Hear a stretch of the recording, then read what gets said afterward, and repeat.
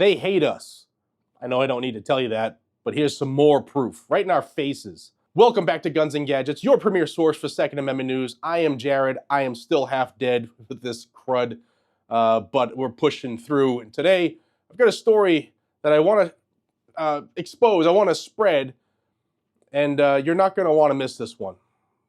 The now former FBI Director Christopher Wray presented now former Attorney General Merrick Garland with a Tommy gun during Garland's farewell ceremony in Washington, D.C. And as you might expect, it's raising some serious questions about hypocrisy, legality, and ethics.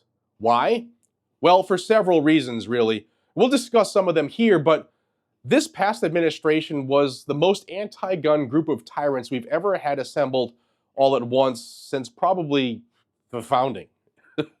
From Biden all the way down to the unelected bureaucrats, they launched attack after attack on the Second Amendment with the goal of just whittling it away as much as possible, because a disarmed populace is one that's easily controlled.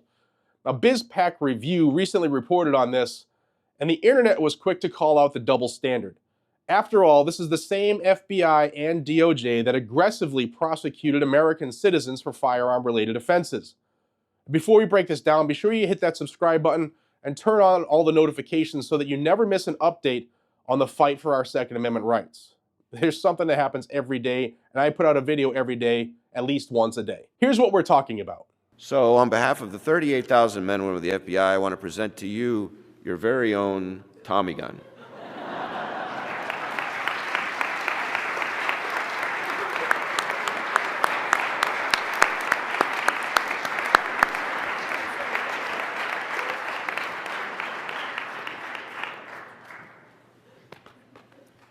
Want to be sure this is legal. Where's the ATF director?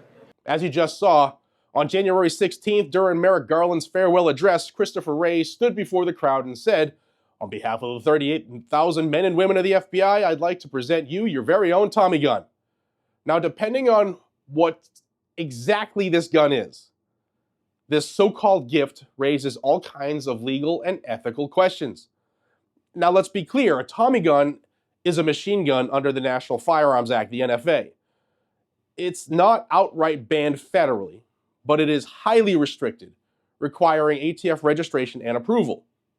It's also outright banned in Washington, D.C., where the gifting took place, as well as 13 other states. It could also be a semi-automatic version, but that's on the banned list as well in all these places. Now, here's where things get really interesting.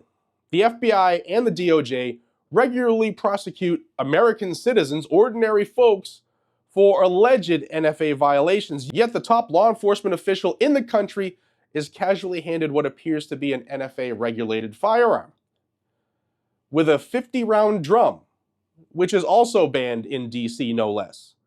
Where's the ATF paperwork? Was this legally transferred? Or are the ruling class simply above the laws that they impose on the rest of us? Now, commenters were quick to call out the hypocrisy. One user said, "With a freaking 50-round drum? Talk about a high-capacity magazine." Now, the big question is the gun real? That's the million-dollar question here. Firearms expert Len Savage took a closer look at the footage and noticed something important. I'll try to point it out here to you, a red muzzle plug.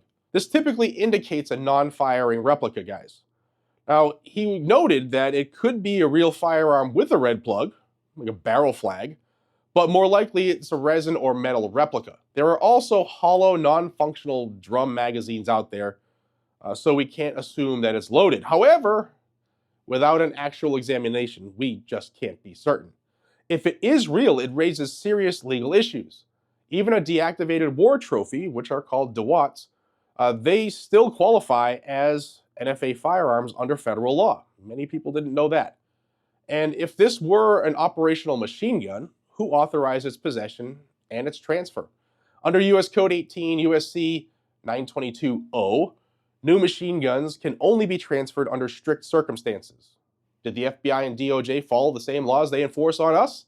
To get to the bottom of this, my friend, attorney Stephen Stambulia, has officially filed a FOIA request, the Freedom of Information Act.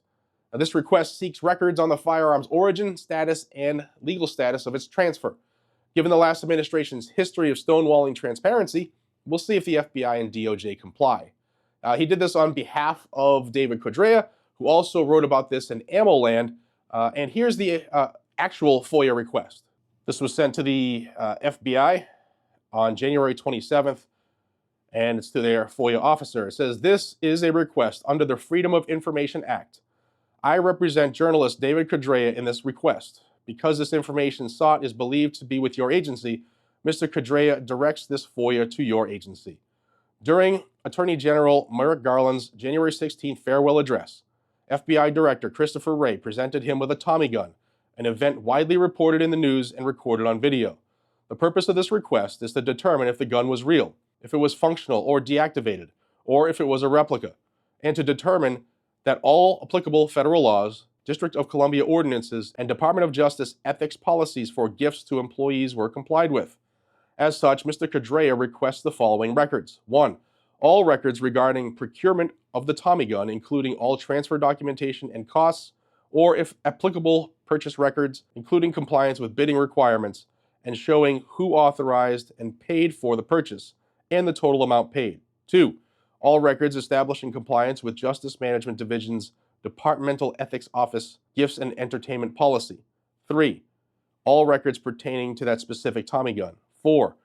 Records regarding Attorney General Garland's last date of employment and, if applicable, records of compliance with all regulations for transferring functional, deactivated, or replica machine guns, including communications with and approvals by the Washington, D.C. Metropolitan Police Department. Mr. Codrea is willing to pay up to $100 for the processing of this request. Mr. Codrea also requests a fee waiver as these materials are greatly in the public interest and because the requested records will be distributed free of charge on the internet and will increase the public's awareness of the workings of government and federal-state partnerships. Additionally, because Mr. Codrea would be considered media, he is entitled to a free waiver. Pursuant to FOIA, Mr. Codrea anticipates your response within 20 business days. Should you require additional information, please contact me at your convenience. Best regards, Steven Stambulia." All right, before we wrap up, a big thank you to today's sponsor, Sonoran Desert Institute. If you're looking to start a career in gunsmithing or expand your firearms knowledge, SDI offers flexible online courses in firearms technology. Check them out at the link below. It's pretty easy to find. It's sdi.edu/GNG. It's down below. So what do you think about this Tommy gun incident? Was this just an innocent farewell gift, or is it another blatant example of government hypocrisy? Let me know in the comments below, and don't forget to like, share, and subscribe. Your support helps this channel keep going and spreading the truth about the Second Amendment.